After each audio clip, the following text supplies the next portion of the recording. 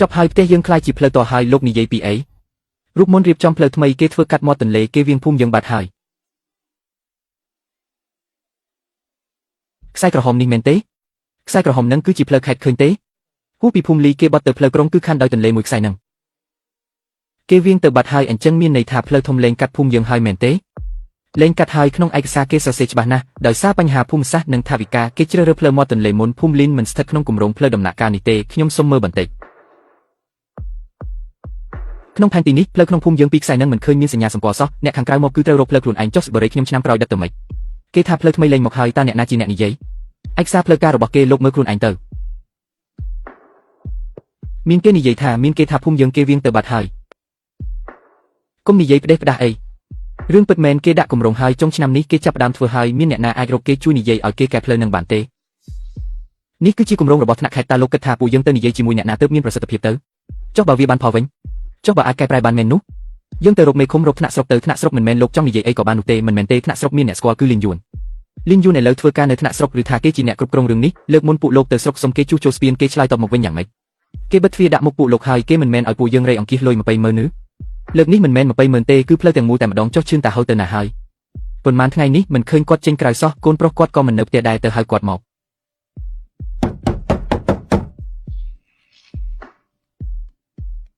ខ្ញុំមានរឿង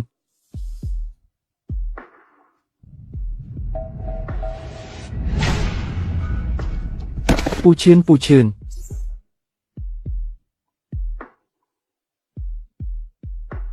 ប៉ាឲ្យកូនធ្វើម៉េចទៅ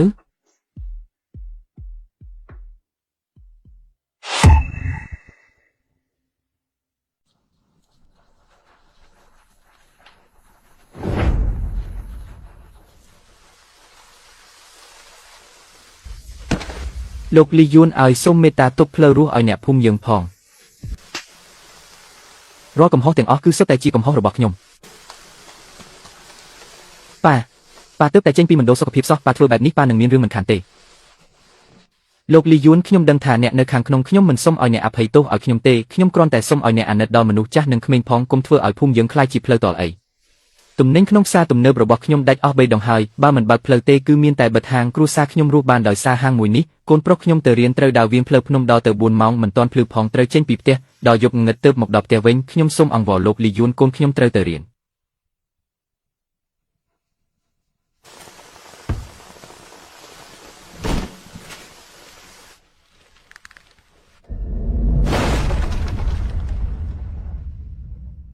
កាលពីគាត់ធាក់ទ្វារផ្ទះខ្ញុំគឺមានមនុស្សមួយក្រុមនេះឯងឈរនៅពីក្រោយគាត់គ្មានអ្នកណាម្នាក់ហ៊ាននិយាយជំនួសខ្ញុំសូម្បីតែមួយម៉ាត់ឥឡូវនេះពួកគេឈរនៅទីនេះមិនមែនដោយសារមានកំហុសចំពោះខ្ញុំទេគឺដោយសារតែផ្លូវវាងពួកគេទៅលោកលីនខាងក្រៅភ្លៀងកាន់តែខ្លាំងហើយតាដែលដឹកនាំក្រុមនោះមើលទៅសុខភាពគាត់មិនសូវល្អទេឲ្យពួកគេចូលមក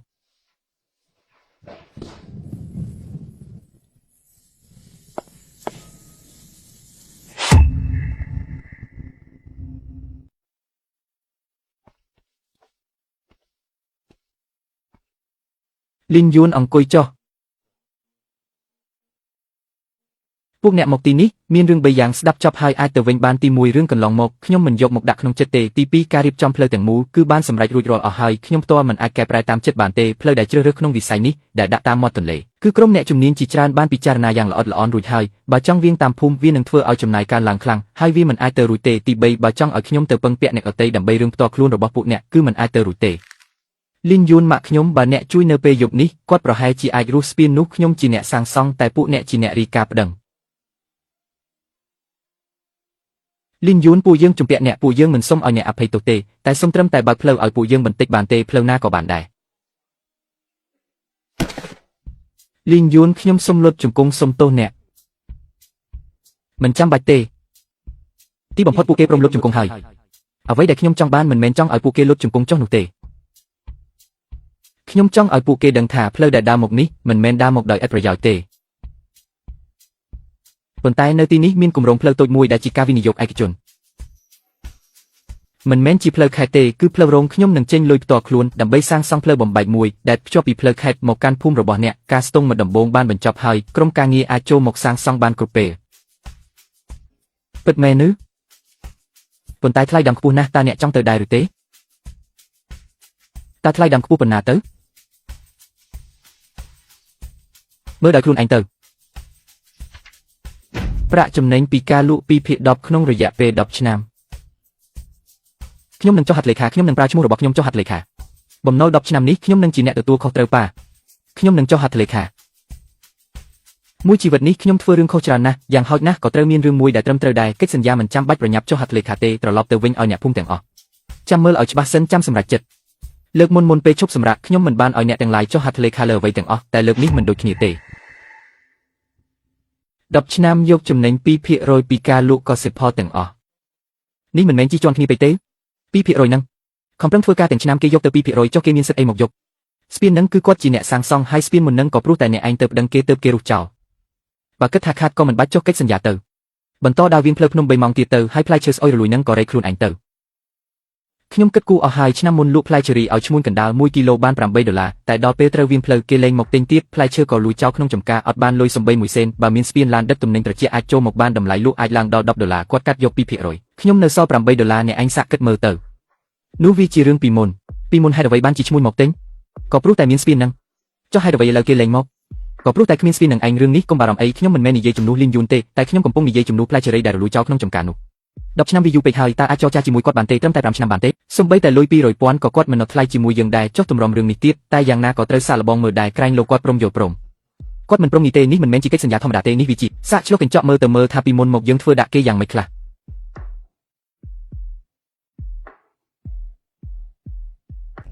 សងលុយគេទៅអញឈ្គួតទៅហើយខ្ញុំលែងចង់កិច្ចវិសទៀតហើយអ្វីដែលជំពាក់គេខ្ញុំនឹងសងវិញទាំងអស់ទាំងដើមទាំងការប្រាក់ 2% ក្នុងមួយឆ្នាំមិនខ្វះ1សេនឡើយអញឈប់សិនទៅ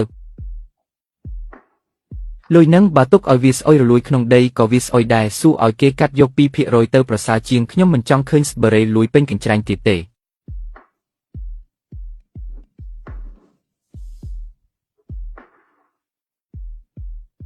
នេះជាអ្វីដែលខ្ញុំត្រូវតែធ្វើសងគ្រប់អស់ហើយសរុបទាំងអស់67គ្រួសារ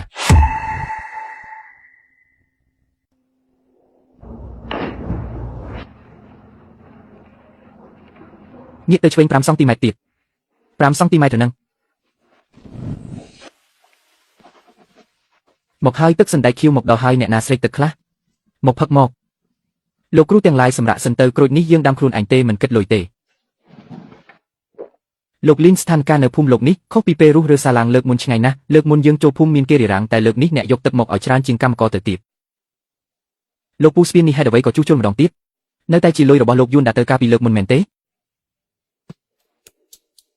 លើកមុនគាត់ជួសជុលស្ពានហើយត្រូវគេប្តឹងលើកនេះជួសជុលស្ពានអ្នកភូមិទាំងមូលជំពាក់គុណគាត់អ្នកណាហ៊ានប្តឹងខ្ញុំនឹងរកខុសត្រូវជាមួយអ្នកនោះមុនគេទៅមុខអ្នកណាឆ្លងស្ពានបើមិនបង់លុយខ្ញុំមិនព្រមដាច់ខាតអ្នកណាដែលសំបីតែមួយកាក់ក៏មិនហ៊ានចំណាយគឺមិនសមនឹងដើរឆ្លងស្ពាននេះទេ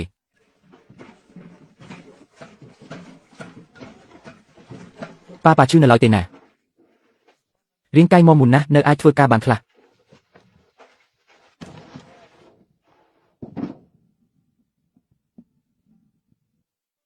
ស្ពាននៅភូមិអ្នកឯងមិនក៏សាងសង់ឡើងវិញទៀតហើយនៅតែជាលុយពីចម្ងាយនឹងមែនទេអ្នកឯងកុំនិយាយផ្ដេសផ្ដាស់ឲ្យសោះ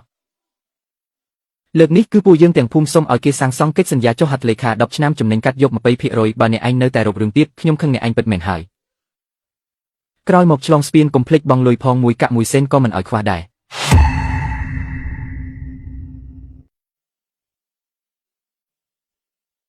អានឹងប្រើមិនទៅគេថាស្កេនស្លាកលេខក្នុងភូមិ$1ក្រៅភូមិគិតតាមចម្ងាយយានយន្តអ្នកភូមិយើងថ្លៃសេវា$1សូមជូនពរឲ្យធ្វើដំណើរដោយសុវត្ថិភាពយានយន្តអ្នកភូមិយើងថ្លៃសេវា$1សូមឲ្យ$1នេះខ្ញុំបង់ឲ្យគេចាញ់បោកគេហើយសូមជម្រាបជូនអ្នកប្រើប្រាស់ក្នុងបញ្ជីខ្មៅសូមបង់ថ្លៃឆ្លងស្ពាន10ដងប៉ាមិនមែនថាបដូរស្លាកលេខថ្មីហើយទេហ៎នៅមិនទាន់បានបដូរផងទៅអត់ទៅប៉ាស្កេនកូដទៅ